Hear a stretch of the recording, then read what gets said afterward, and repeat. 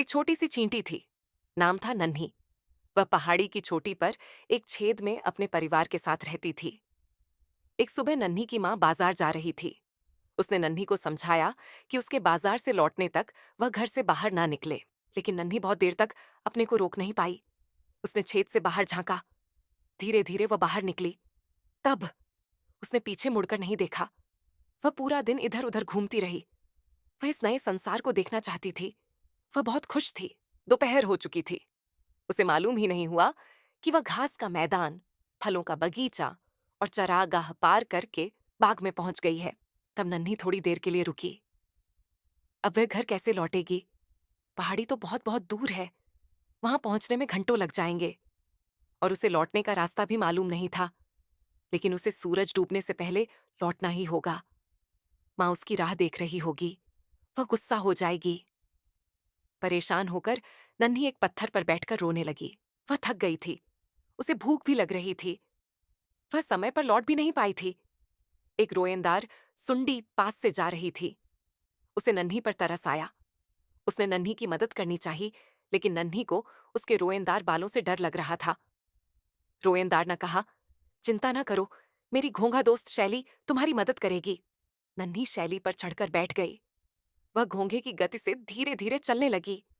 वह इतनी धीमे चल रही थी कि नन्ही गुस्से में चिल्ला पड़ी, रुको, रुको, तुम बड़ी आलसी और धीमी हो। इस तरह सूरज छुपने से पहले मैं घर नहीं पहुंच सकती। उसने एक मच्छर को देखा जो झाड़ियों में बैठा खर्राटे ले रहा था। नन्ही ने उसकी मदद मांगी। मच्छर ने कहा, मैं दिन में बाहर नहीं निकलता, तुम शाम तक इंतजार करो। नन्ही के पास बहस के लिए ज्यादा समय नहीं था। उसने मच्छर को धमकाया, मेरे साथ चलो, नहीं तो मैं तुम्हें काटूंगी। इस नाजुक समय में एक दयालु सुंदर तितली नन्ही की मदद करने के लिए आगे बढ़ी। उसने नन्ही को दिलासा देते हुए कहा, कोई बात नहीं, मेरी दोस्त सोनपंखी बहुत अच्छी और चतुर है, वह तुम्हारी मदद करेगी। नन्ही शैली पर चढ़कर बैठ गई। वह घोंघे की गति से धीरे धीरे चलने लगी। वह इतनी धीमे चल रही थी कि नन्ही गुस्से में चिल्ला पड़ी, रुको, रुको, तुम बड़ी आलसी और धीमी हो। इस तरह सूरज छुपने से पहले मैं घर नहीं पहुंच सकती। टिड्डे ने एकदम नन्ही को अपनी पीठ पर बिठाया और कहा कि वह उसे कसकर पकड़ ले। तब उसने अपनी अपनी ताकतवर पिछली टांगों के सहारे एक लंबी छलांग लगाई। हवा में वह अपने पंख फड़फड़ाता रहा और काफी दूर जाकर एक जगह रुका। इसी तरह छलांगे लगाकर वह आगे बढ़ता रहा। जल्दी ही वे चरागाह के आखिर में जा पहुंचे। अब आगे घने पेड़ों वाला जंगल था। टिड्डा थोड़ी देर उसी तरह रुका रहा। उन्होंने देखा कि पास से एक चिऊरा जा रहा था। नन्ही समझ गई कि टिड्डा अब और आगे नहीं जा सकता।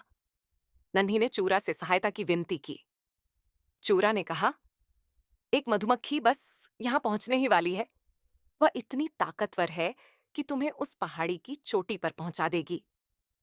जैसे ही उसने कहा, एक मधुमक्खी वहां आ पहुंची। नन्ही मधुमक्खी के ऊपर चढ़कर बैठ गई। तब मधुमक्खी पेड़ों और घास के मैदान के ऊपर से उड़ती हुई आगे बढ़ने लगी। नन्ही खुशी से फूली नहीं समा रही थी। वह ऊंचाई से ऐसी ऐसी चीजें देख रही थी जैसी उसने इससे पहले कभी नहीं देखी थीं। उसे लगा कि पंख सच में मजेदार होते हैं। आखिर में वे पहाड़ी की चोटी पर उतर गईं। माँ चींटी परेशान होकर नन्ही की राह देख रही थी। तभी नन्ही को देखकर वह बहुत खुश हुई।